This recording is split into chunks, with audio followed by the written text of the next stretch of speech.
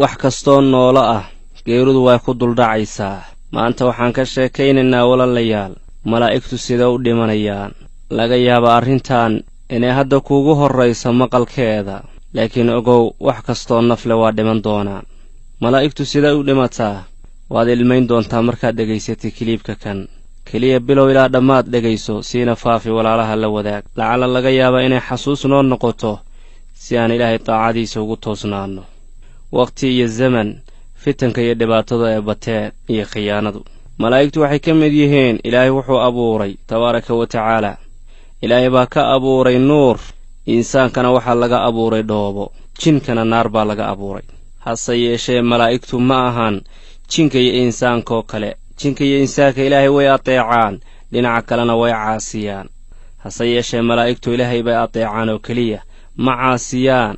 sida ilaahay uu yidhi, laa yacsuuna allaha maa amarahum wayafcaluuna maa yu'maruun. rabbi wuxuu ku dul qoray mawdka iyo geerida dhammaan waxa uu abuuray. xitaa malaa'igta way dhimanayaan, waayo ilaahay baa yidhi kullu man calayhaa faan wayabqaa wajhu rabbik. wax kastoo adduunka jooga waa dhammaanayaan. sidaasaa ilaahay yidhi tabaaraka wa tacaala. laakiin ilaahay waa mid baaqi ahaanaya. su-aasha keliya waxa weeye walaalayaal, siday malaa'igtu u dhimanaysaa marka qiyaamaha la gaaro oo saacaddu dhacdo?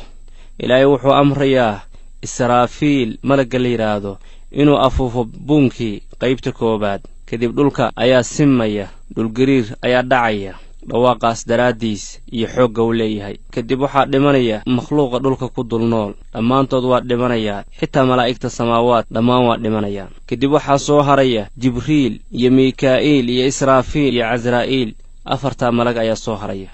malakulmawdka ayaa waxaa lagu leeyahay, yaa soo haray, yaa baaqi ah oo naftu ku sii jirtaa, isagoo ilaahay haddana ka sii og. kadib uu sheegayaa malaa'igtaas baaqiga ah.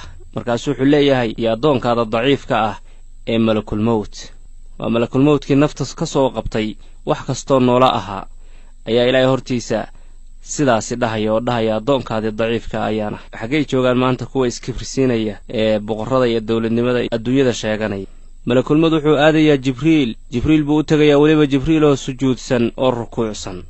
markaasuu wuxuu leeyahay malakulmawd, ilaahay wuxuu isoo amray inaan nafta kaa siibo.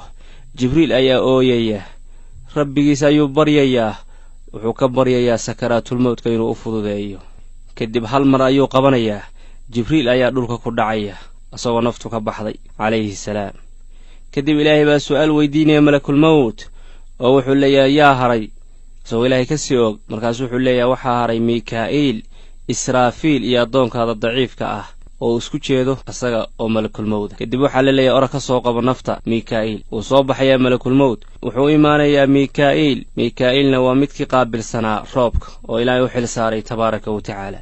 markaasuu malakulmawd wuxuu leeyahay, miikaa'iil waa laykaa soo diray inaan nafta kaa siibo. ilaahay baa isoo amray nafta inaan kaa bixiyo. miikaa'iil waa ooyayaa, rabbi buu baryayaa inuu sakaraatulmawdka u fududeeyo. hal mar buu qabanayaa malakulmawd, nafta sidaasay uga baxaysaa. wuu dhacayaa marka isagoo mayda oo nafi aysa ku jirin miikaa'iil. kadib su'aal buu ilaahay weydiinayaa. ilaahay oo ka sii og oo uga sii aqoon badan waxaa haray ayuu ilaahay su'aal weydiinayaa. wuxuu leeyahay, malakulmawd oo yaa haray? wuxuu leeyahay, israafiil iyo anigoo ah malakulmawd addoonkaadii daciifka ahaa ayaa haray. kadib uu ilaahay wuxuu leeyahay, orod israafiil aad oo nafta ka soo saar. wuu soo baxayaa malakulmawd. israafiil buu u imaanayaa. markaasuu wuxuu ku leeyahay, ilaahay baa ii kaa soo diray si aan nafta kaaga siibo. israafiil waa ooyayaa, ilaahay buu baryayaa inuu sakaraatulmawdka u fududeeyo. kadib hal mar buu qabanayaa, naftaas sidaa uga baxaysaa, dhinac buu u dhacayaa. kadib ilaahay su'aal buu weydiinayaa isagoo ka sii og weliba, malakulmawd oo yaa haray? markaasuu malakulmawd wuxuu leeyahay, anigoo ah addoonkaadii daciifka ah oo malakulmawda ayaa haray, keligay baa haray buu leeyahay. ilaahay wuxuu leeyahay, sharaftayda iyo cisadayda iyo weynankaygaan ku dhaartaye waa ku dhadhansiinayaa geerida sidaad addoommadayda u dhadhansiisay. ee soco oo waxaad tagtaa meel u dhaxaysa jannada iyo naarta oo halkaasi ku dhimo. wuu soo baxayaa malakulmawd, wuxuu imaanayaa jannada iyo naarta meel u dhaxaysa. markaasuu qaylinayaa. hadday jiri lahaayeen makhluuq nool qayladaasi way la nixi lahaayeen, naftaana ka haadi lahayd qayladaasi intay la eg tahay iyo weynankay la eg tahay daraaddeed. malakulmawd halkaas ayuu ku dhimanayaa. ilaahay keligiis tabaaraka wa tacaala ayaa soo haray. ilaahay ma dhinto, waayo meeluu ka soo bilaamay ma jirto. lam yalid walam yuulad walam yakun lahu kufuwan axad.